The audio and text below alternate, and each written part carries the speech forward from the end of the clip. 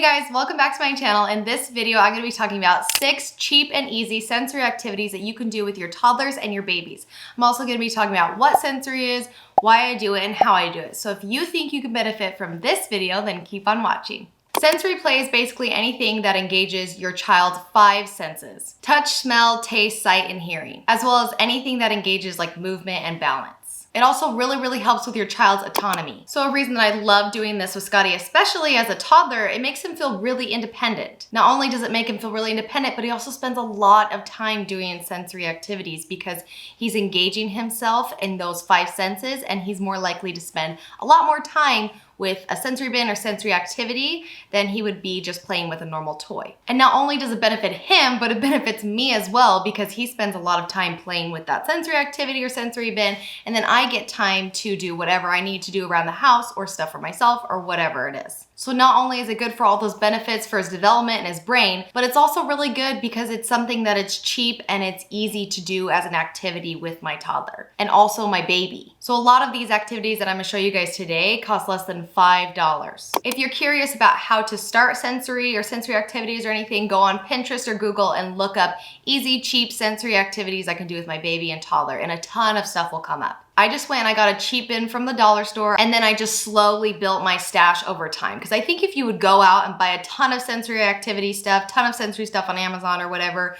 it would add up really fast. But because I've been slowly building it over time, a little bit here, a little bit there, it wasn't as bad. Also at the beginning, a little tip is to get specific things that you can use for multiple activities at once. So if you're going to get a huge bag of rice, come up with a different little bit of rice activities. I did buy like a little fancy wood sensory bin thingy, you know, with the little scoopers and the bowls and stuff. And I put that in their Easter basket. I also got like little droppers and stuff on Amazon.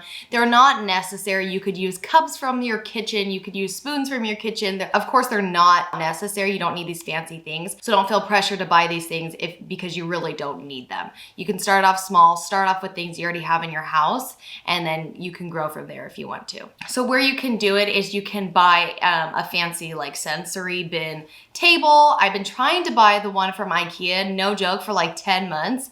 I don't know why it's out of stock. It's like, I think sensory play and stuff like that has like gotten super popular, but they've been out of stock for it for a long time. And it's really cheap, but it's good quality. It's $50 and it has these cute 2 little like sensory bin things next to each other.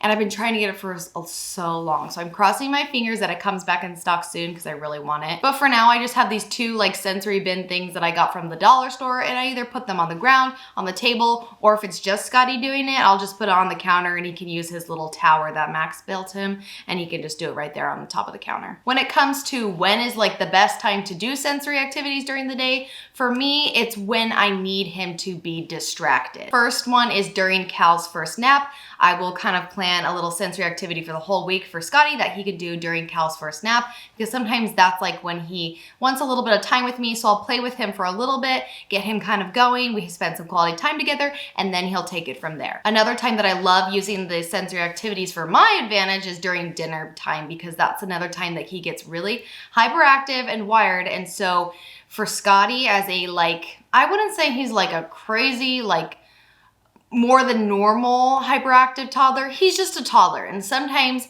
they just don't know what to do with their feelings and emotions, and they get really wired. And there's something about sensory for Scotty that he will just like go back down to 0 when he's playing and touching things, and he just calms down super fast. So if you feel like you have a hyper overstimulated toddler and you really just need them to calm down, try a sensory bin, and this video is really for you because it'll give you some great, cheap, easy ideas.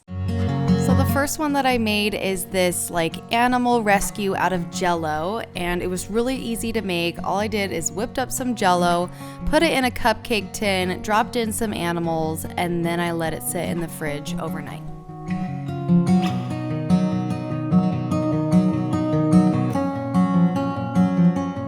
He absolutely loved this one. He was so excited to get all of the animals out, and he just had a blast.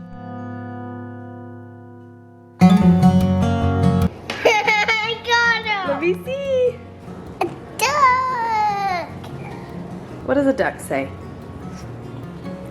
Quack. Horse. It's a horse. What was awesome about this activity is once he was done with the first part, he wanted to clean the animals. And so then it turned into a longer activity because then he got to wash them and then put them into another bowl, and he just loved it. For this next activity, I got this idea from my friend one time where she said you can take the water or juice that comes from a can of chickpeas, and if you whisk it up really, really fast, it makes this really cool foam. And it's like edible and whatever, it's safe, and I ended up putting some blue food coloring in it to make it like a little more fun. I threw in some pom-poms, but you can also throw in some like little ocean animals or whatever you want. And Scotty ended up just wanting to make a mess, and you know, that's sometimes how it goes, but he had a lot of fun. Miss. My miss.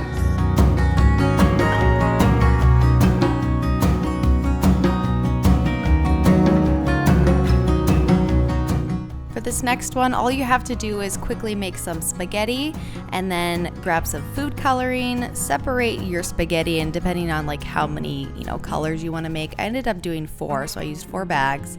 I also put in some olive oil because I felt like it moved around the color better, like to get to all the noodles.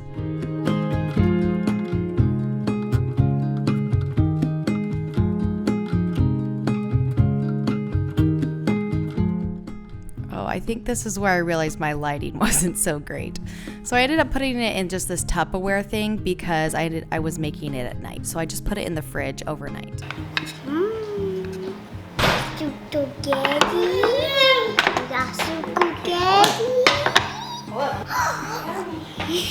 We got it.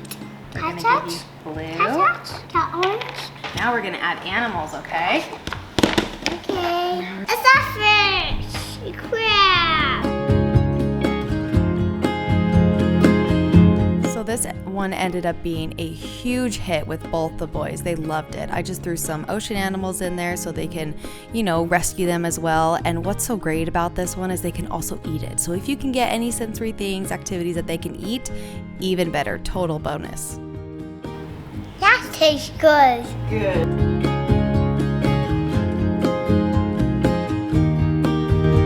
So these are what I like to call random bins. I basically go to the dollar store and I just find anything that can be any sort of filler for a bucket and just throw it in. I ended up finding this like filler stuff that you put in Easter egg baskets. I also found these like fake petals for like weddings and stuff, and Cal loved these things. This was taken a couple months ago, so he's a little young, but these are just absolutely great. Random bins, anything you can think of, go for it. So this one is just a simple, basic painting activity. I ended up getting all this stuff from the dollar store and it cost exactly $5. At our dollar store, they always have these really cool wood things that Scotty can paint, and he just loves them. In color? Huh? In color?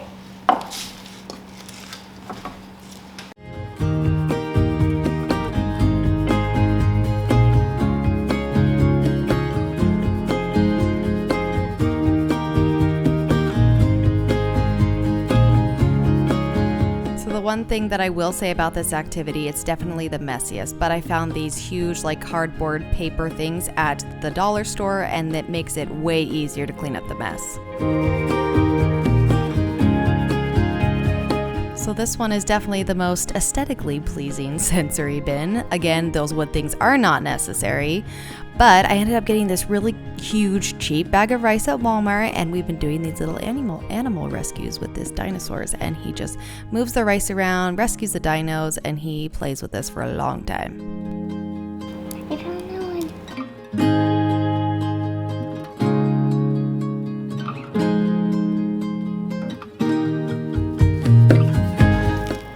I found that.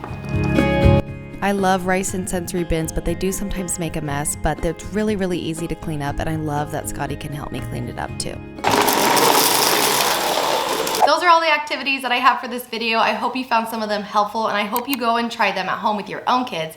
And if you do, leave a comment in the comment section below, and I'll see you in my next one. Bye, guys. No, they're gonna go in the hole.